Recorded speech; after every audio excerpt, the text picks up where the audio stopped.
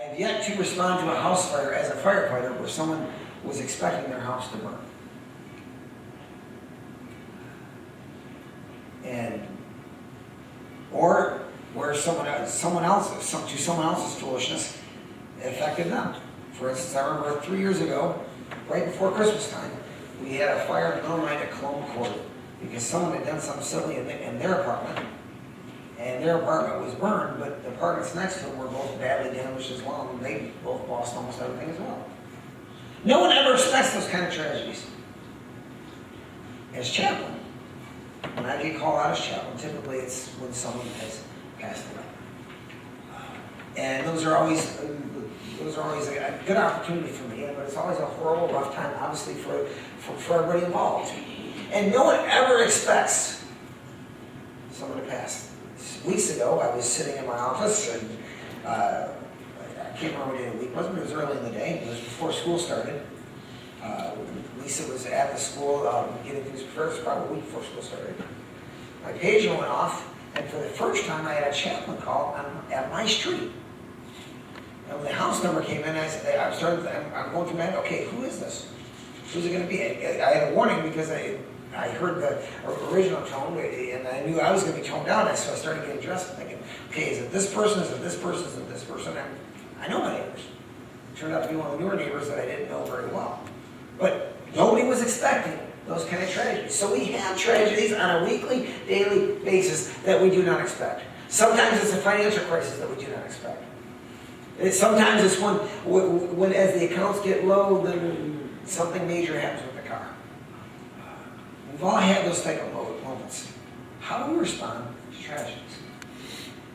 And I think it's helpful to understand that Peter, when he wrote this, was writing to a group of people who were receiving tragedy after tragedy. Many were losing their jobs simply because they were believers. Others were having their property taken from them and became homeless just because they put their faith and trust in Christ.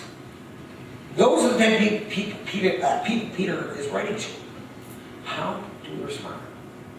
How would we respond to something like that? And yet we keep in light with our own tragedies that may not be as extreme but are still just as devastating. And so how do we respond to those kind of tragedies? Number one, verse 13, set your hope in God. Notice again what he says in chapter 1, verse 13. Gird your loins up, your mind be sober, and rest your hope fully on the grace that is brought to you at the revelation of Jesus Christ. He says to rest your hope. Interestingly, it comes across this way in English, and it's also that way in the original Greek. It's a command. Hope is a command. But what do we mean by the New Testament word hope? The New Testament word hope does not necessarily mean what you think of, I hope. When I think of hope, I'm anticipating something's going to happen, but I'm not sure.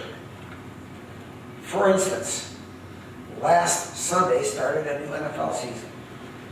And there are 15 weeks left. And I have a hope that my Detroit Lions are going to win 3 games.